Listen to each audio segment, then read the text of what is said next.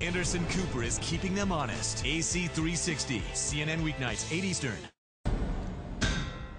Time now for the ridiculous. And tonight, beer aficionados in 3 states are taking a stand, a keg stand, if you will. Lawsuits have been filed in California, Pennsylvania, and New Jersey, alleging that Anheuser-Busch is watering down its beer to save money.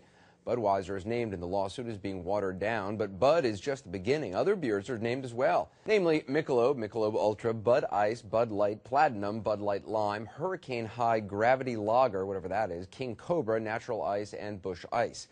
I mean, Busch Ice? Come on. Busch Ice drinkers expect the best. They are the true connoisseurs and don't even mess with natural ice drinkers.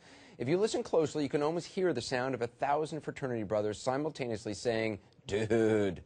The lead attorney in the case says former Anheuser-Busch employees report that it's standard operating procedure to water down the beers. The company says that is a bunch of Busch.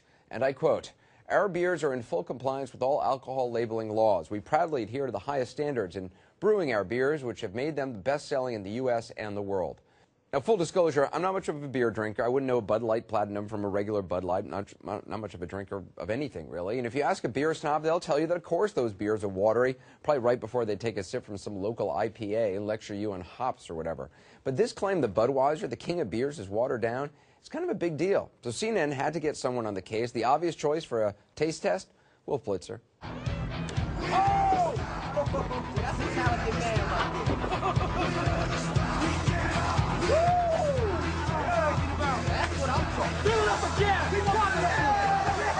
So good! Once it hits your lips, it's so good!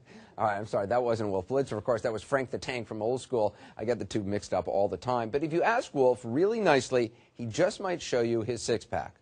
Look, I don't know if these lawsuits hold any water whatsoever, but there is one way to make sure you're getting all the sweet, sweet alcohol you want. Just make it yourself. It's like I always say, you can't go wrong with some good old-fashioned bathtub gin.